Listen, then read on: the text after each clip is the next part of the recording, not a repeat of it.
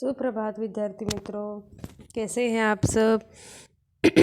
आज हम देखेंगे दूसरी इकाई का 13वां पाठ राष्ट्रीय त्योहार। विद्यार्थी कक्षा में राष्ट्रीय त्योहार पर चर्चा कर रहे हैं। तो एक कक्षा है, क्लास है, उसमें सारे विद्यार्थी इकट्ठा हो चुके हैं और किस विषय पर चर्चा कर रहे तो राष्ट्रीय त्योहारों पर। तो यहाँ पर महत्वपूर्ण चर्चा दर्शाई गई है, जिससे हमें यह पता चलेगा कि राष्ट्रीय त्योहार कौन से हैं, उसे कब मनाते हैं, क्यों मनाते हैं। तो देखिए, उस कक्षा में से जो ज्ञान नामक लड़का है वह क्या कहता है, स्वतंत्रता दिवस एवं गणतंत्र दिवस हमारे राष्ट्रीय त्योहार हैं। तो स्वतंत्रता दिवस और गणतंत्र दिवस यह दोनों क्या है, हमारे राष्ट्रीय त्योहार है। यह क्या है, हमारे राष्ट्रीय त्योहार है। आकांक्षा, अमर सपूतों के अथक प्रयासों से 15 अगस्त 1947 को हमारा देश स्वतंत्र हुआ। तो अमर सपूतों यानी कि इस हमारे देश के लिए जिन जिन पुत्रों ने, बेटों ने अपना बलिदान दिया है, उनके प्रयासों से ही हमारे देश को आज़ादी मिली है। त्र्यंबक, यह दिन स्वतंत्रता दिवस के रूप मनाया जाता है। तो 15 अगस्त किस दिन के रूप में मनाया जाता है, स्वतंत्रता दिवस के रूप में। तो 15 अगस्त स्वतंत्रता दिवस के रूप में मनाया जाता है।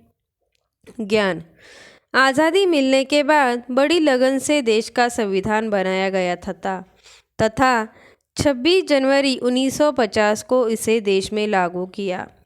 संविधान यानी कि हमारे देश का जो संविधान लिखा हुआ है, इस संविधान को कब लागू किया गया था, तो 26 जनवरी 1950 यानी देश स्वतंत्र होने के बाद, देश को स्वतंत्रता मिलने के बाद, आज़ादी मिलने के बाद 26 जनवरी को क्या कर दिया गया था, यह जो संविधान लिखा हुआ था, डॉक्टर बाबा साहेब अम्बेडकर जी ने जो संविधान लिखा था, जो कायदे कानून लिखे थे, उनको कब से लागू कर दिया गया, 26 जनवरी 1950। इसलिए इस दिन को हम क्या मानते हैं,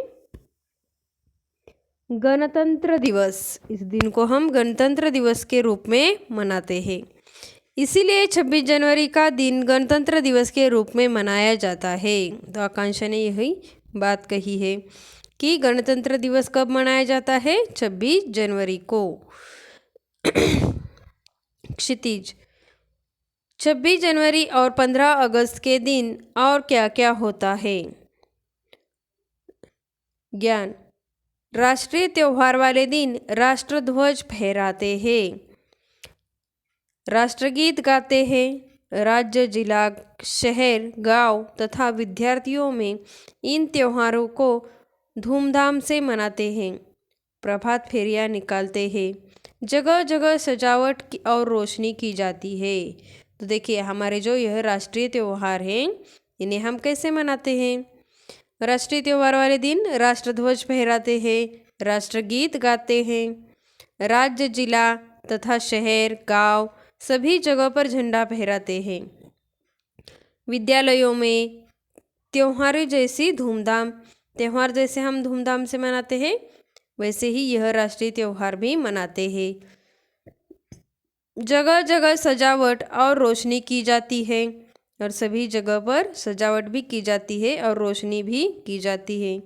त्र्यंबक, हाँ, हमें स्वतंत्रता सेनानियों के बलिदान को सदैव याद रखना होगा। अपने तिरंगे का सम्मान करना हमारा कर्तव्य है।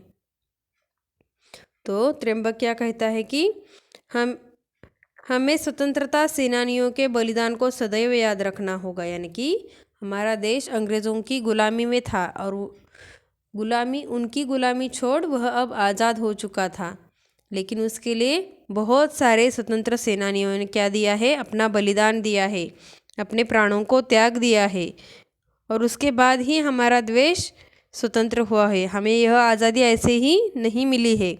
इसके लिए बहुत से सेनानियों ने बलिदान दिया है। तो उस बलिदान को हमें क्या करना चाहिए, याद रखना चाहिए। और अपना जो तिरंगा है यानी जो झंडा है हमारे देश का, उस तिरंगे का हमेशा सम्मान करना चाहिए, यह हमारा कर्तव्य है। आकांक्षा, राष्ट्रीय त्योहारों पर झंडा वंदन के लिए सभी का समय पर उपस्थित होना आवश्यक है।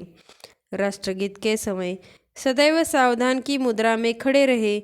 राष्ट्रीय त्यौहार हमें पूरी निष्ठा के साथ आनंदपूर्वक मनाने चाहिए। तो आकांक्षा यहाँ पर कहती है कि यह जो राष्ट्रीय त्यौहार है इन्हें हमें बहुत ही आनंद के साथ और निष्ठा के साथ मनाने चाहिए। धन्यवाद।